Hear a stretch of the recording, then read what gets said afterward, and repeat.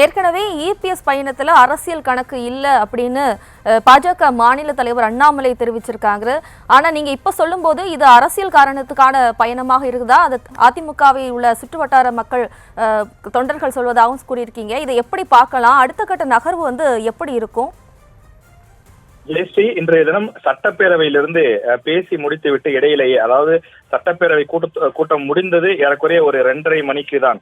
ஆனால் சுமார் 1 மணி அளவிலேயே முன்னாள் அமைச்சர்கள் வேலுமணி மற்றும் KP முனுசாமி ஆகிய இருவரும் வெளியில் வந்தார்கள். அவர்களிடம் நாம் விசாரித்தோம். நீங்கள் டெல்லி செல்கிறீர்களா என கேட்டபோது நாங்கள் டெல்லி எல்லாம் செல்லவில்லை என்றே அவர்கள் செய்தியாளர்களிடம் சொன்னார்கள். ஆனால் அவர்கள் அங்கிருந்து நேராக புறப்பட்டு விமான நிலையம் தான் சென்றார்கள். அதாவது 2:50 மணி விமானத்திலே அவர்கள் சென்னையிலிருந்து புறப்பட்டு டெல்லி சென்றிருக்கிறார்கள்.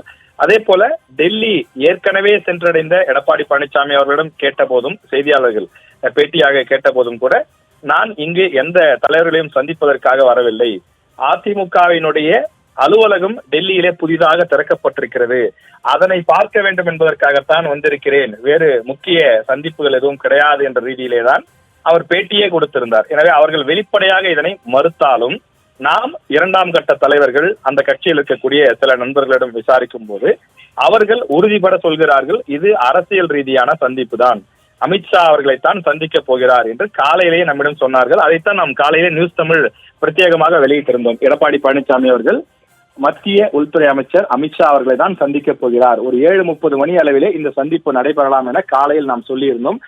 சரியாக இப்ப 8:15 மணி அளவிலே அவர் அமித்ஷா அவர்களுடைய இல்லத்திற்கு வந்திருப்பதாக தெரிகின்றது.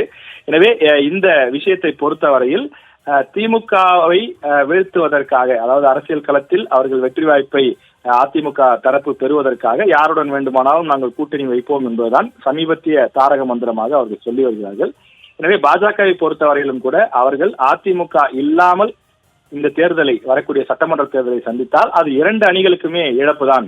அதாவது திமுகவை வீழ்த்த வேண்டுமானால் நாம் இருவரும் இணைய வேண்டும், தனித்தனியாக சென்றால் நாம் இருவருக்கும் தான் இழப்பு, மீண்டும் திமுக தான் வரும் என்பது பாஜக மேலிடத்தினுடைய ஒரு கருத்தாக இருக்கிறது. எனவே எடப்பாடி பழனிசாமி அவர்களை அழைத்து அவர்களுடன் ஆலோசனை நடத்துவதற்கான வாய்ப்பு இருப்பதாக 2 கட்சியில் இருக்கக்கூடிய முக்கிய நிர்வாகிகளும் நமக்கு தகவலாக சொல்கிறார்கள். எனவே இனி தமிழகத்தில் நடைபெறக்கூடிய போராட்டங்கள், அதே போல சோசியல் மீடியாக்களில் கூட இருவருமே இணைந்துதான் செயல்படுவார்கள் என்பது நமக்கு கிடைக்கக்கூடிய தகவலாக இருக்கின்றது.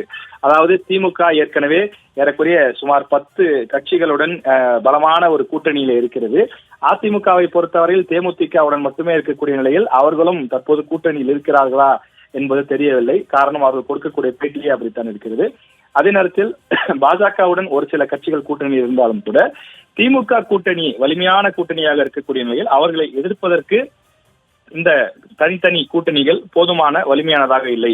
எனவே நாம் இருவரும் ஒன்று சேர்ந்தால்தான் தமிழ்நாட்டில் வெற்றி பெற முடியும் என்று 2 கட்சிகள் இருக்கக்கூடிய நிர்வாகிகளுமே முடிவு செய்து அதை அவ்வப்போது பேசி வந்தார்கள். அதையும் நாம் தொடர்ச்சியாக பல்வேறு செய்திகளை முன்பே பார்த்திருப்போம். இந்த நிலையிலேதான் 2 கட்சிகளினுடைய அந்த முக்கிய தலைவர்கள் சந்திக்கக்கூடிய இந்த சந்திப்பு முக்கியத்துவம் வாய்ந்த ஒன்றாக பார்க்கப்படுகிறது. சற்று பின்னோக்கி நாம் சிந்தித்து இதை பற்றி இந்த வரலாறு, கடந்து வந்த வரலாறு பார்க்கும்போது அதிமுகவும் பாஜகவும் ஏறக்குறைய 2019 அவர்கள் தொடர்ச்சியாக கூட்டணியில் தான் இருந்தார்கள். 2019, 2021 சட்டமன்ற தேர்தல் என தொடர்ச்சியாக கூட்டணியில் தான் இருந்தார்கள். ஆனால் இந்த 2024 சட்டமன்ற நாடாளுமன்ற தேர்தலை பொறுத்தவரையிலே அவர்கள் தனியாக பிரிந்து விட்டார்கள். காரணம், அண்ணாமலை அவர்களுடைய பேச்சு சர்ச்சைக்குரிய வகையில் இருந்ததாக அதிமுகவினர் தெரிவித்தார்கள். குறிப்பாக அதிமுகவினுடைய தலைவர்களான முன்னாள் முதலமைச்சர்களான எம்ஜிஆர் மற்றும் ஜெயலலிதா குறித்து அவர் பேசிய கருத்துக்கள், அறிஞர் அண்ணா குறித்து அவர் பேசிய கருத்துக்கள், இவையெல்லாம் அதிமுகவினர் மனதை புண்பட வைத்ததாக குறிப்பிடுகிறார்கள். எனவே இப்போதும் கூட்டணி இல்லை, எப்போதும் கூட்டணி இல்லை என்று கூட முன்னாள் அமைச்சர் ஜெயக்குமார் குறிப்பிட்டிருந்தார். எனவே நாங்கள் பாஜகவுடன் கூட்டணி வைக்க மாட்டோம் என்று கடந்த காலங்களில் அவர்கள் சொல்லி வந்தாலும் கூட கடந்த 2024 நாடாளுமன்ற தேர்தலினுடைய அந்த ரிசல்ட் ஆகியவற்றை எல்லாம் எடுத்து பார்க்கும்போது 2 கட்சிகளும் சேர்ந்து கூட்டணி வைத்தால் மட்டும்தான் தேர்தல் களத்தில் அது 2 கட்சிகளுக்குமே பயனளிக்கும், இல்லை என்றால் அது திமுக கூட்டணிக்கு தான் பயனாக முடியும் என்று ஒரு முடிவுக்கு வந்திருப்பதாக தெரிகிறது. ஆனால் மீண்டும் சொல்வது என்னவென்றால் 2 தரப்பிலுமே அதிகாரப்பூர்வமாக இந்த சந்திப்பு எதற்காக என்பதை அவர்கள் வெளிப்படையாக சொல்லவில்லை.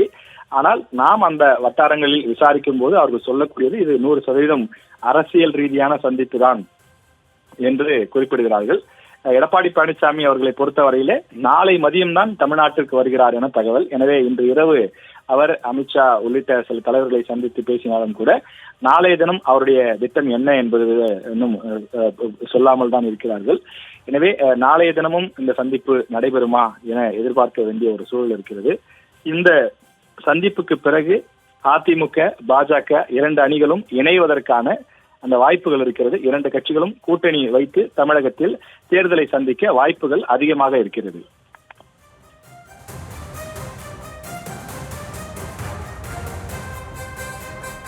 ராஜேஷ், தற்போது அமித்ஷாவை எடப்பாடி பழனிசாமி சந்தித்திருக்கும் நிலையில வேறு எந்த முக்கிய பாஜக தலைவர்கள் எல்லாம் சந்திக்க வாய்ப்பு இருக்கு? அது தொடர்பான விவரம்.